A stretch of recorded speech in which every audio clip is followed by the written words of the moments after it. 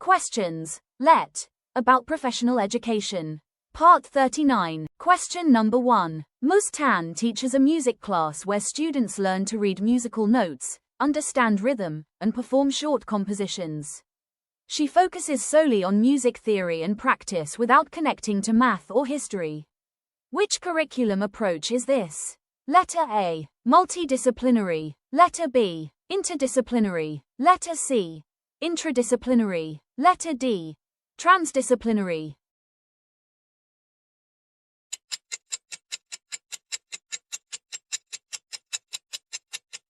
The correct answer is letter C.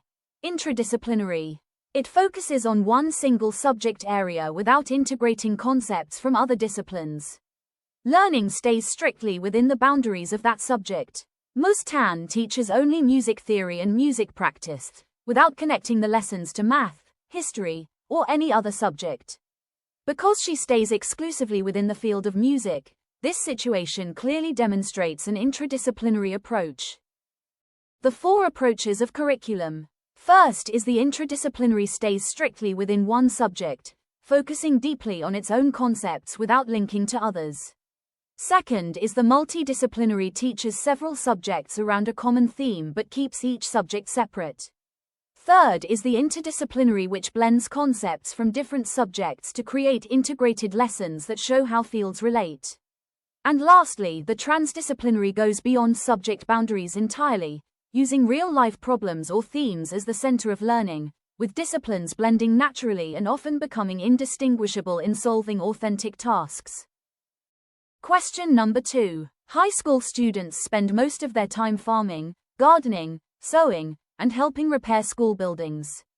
Academic subjects are minimized. What Japanese influence on education is shown? Letter A. Liberal arts focus. Letter B. Emphasis on vocational and practical work. Letter C. Expanded higher education. Letter D. STEM-centered curriculum.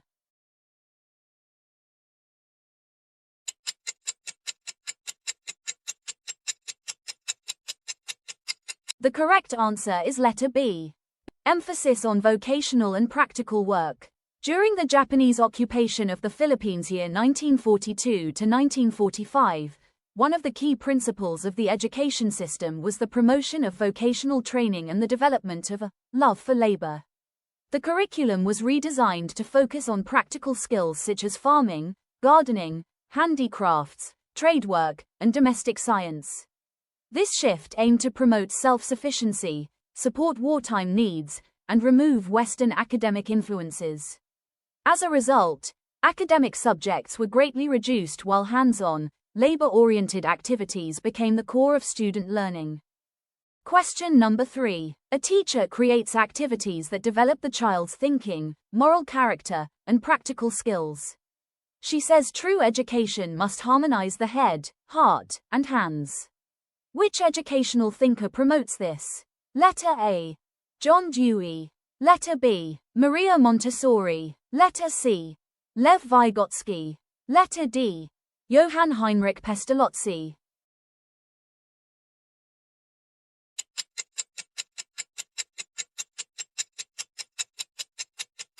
The educational thinker who emphasized the harmony of the head, which is intellect, heart, which is moral and emotional development, and hands for the use of practical skills is Johann Heinrich Pestalozzi.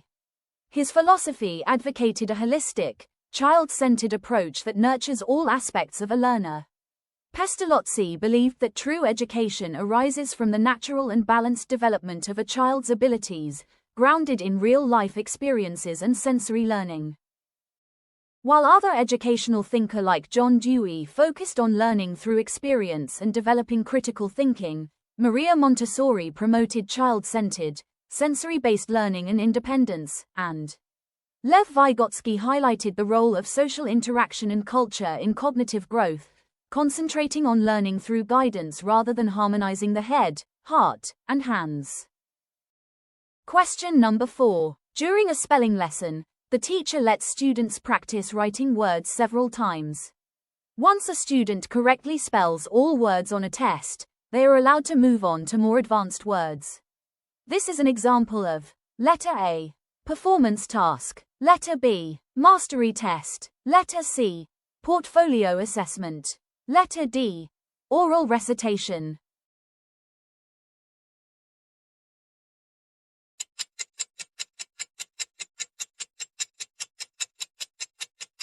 The correct answer is letter B. A mastery test checks whether students have fully learned a specific skill before they move to the next level.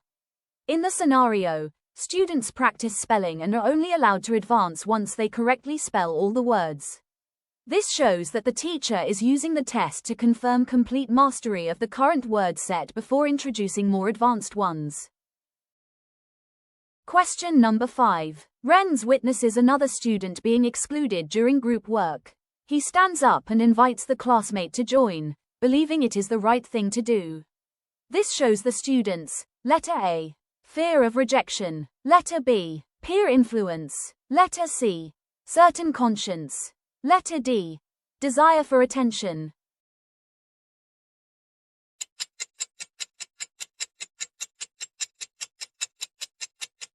The correct answer is letter C. Certain conscience. It happens when a person clearly knows what is right and confidently acts on it. Renz sees a classmate being excluded and immediately chooses to include him because he believes it is morally right. His action is guided by a clear sense of right and wrong, not by fear, peer pressure, or attention-seeking. This shows he is acting from a well-formed and confident moral judgment, which reflects a certain conscience.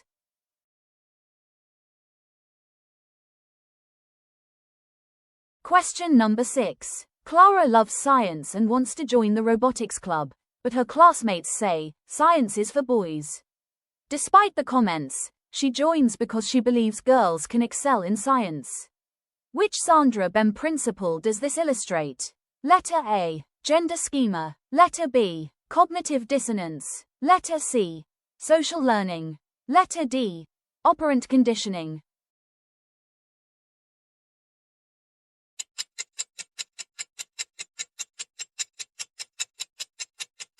The correct answer is letter A.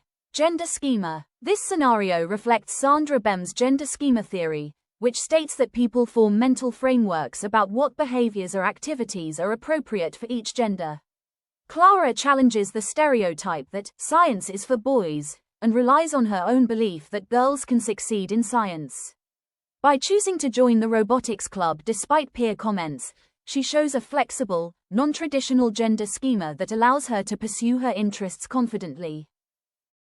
Question number 7. Teacher Benjamin modifies lesson materials to accommodate students with visual impairments and provides additional support for learners struggling with reading. Which PPST domain is being applied? Letter A. Learning environment. Letter B. Assessment and reporting. Letter C. Professional ethics. Letter D. Diversity of learners.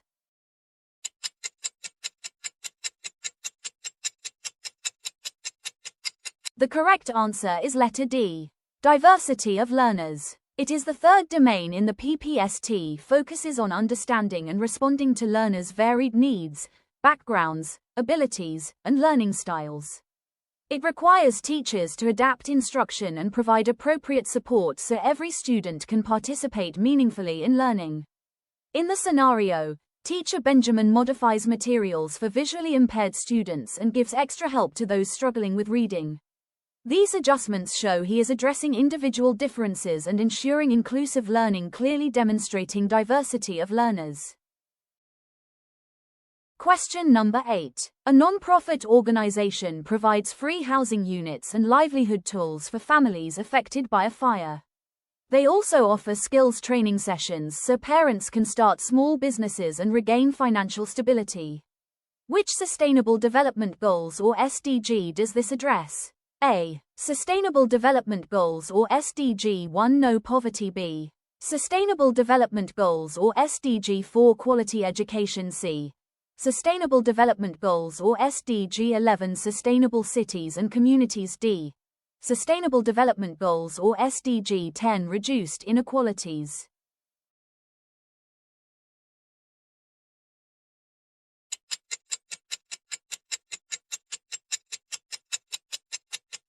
The correct answer is letter A. Sustainable Development Goals or SDG 1 No Poverty. It focuses on ending poverty in all its forms by ensuring that people have access to basic needs such as safe housing, food, livelihood opportunities, financial assistance, and social protection, especially during emergencies or crises. The scenario describes a non-profit organization giving free housing and livelihood tools to families who lost their homes in a fire. These efforts directly help families recover their basic needs and rebuild their lives. That was the key goals of Sustainable Development Goals or SDG 1. The added skills training supports parents in earning income again, promoting long-term financial stability and reducing the risk of falling deeper into poverty. Question number 9. A female college student begins speaking more confidently during debates. She used to avoid arguments, but now she expresses strong opinions with clarity and logic. Which Jungian concept best explains this change? Letter A. Shadow. Letter B. Anima. Letter C. Animus. Letter D. Persona.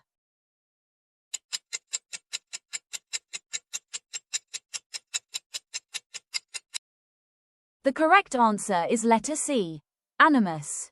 In Jungian psychology, the animus is the unconscious masculine aspect within a female's psyche, associated with assertiveness, logic, and the ability to express firm opinions. In this scenario, the female college student, who previously avoided debates, now speaks confidently and presents her ideas clearly and logically. This change reflects the development or integration of her animus, enabling her to express herself with greater confidence, assertiveness, and reasoning. The difference of anima and animus in Carl Jung theory. The anima is the unconscious feminine aspect within a man, linked to emotion, intuition, sensitivity, and empathy, while the animus is the unconscious masculine aspect within a woman, associated with logic, assertiveness, confidence, and decisiveness. Jung believed that both figures influence personality and behavior, and healthy psychological growth involves integrating these inner opposites. By acknowledging the anima or animus within, individuals develop balance. Question number 10. Teacher Ramon asks his students to analyze how different parts of society such as family, education, religion, and economy work together to maintain order and stability. He explains that understanding these relationships helps us see society scientifically, just like studying natural phenomena. Which social thinker's influence is reflected in his approach? Letter A. Karl Marx. Letter B. Max Weber. Letter C. Herbert Spencer. Letter D. Auguste Comte.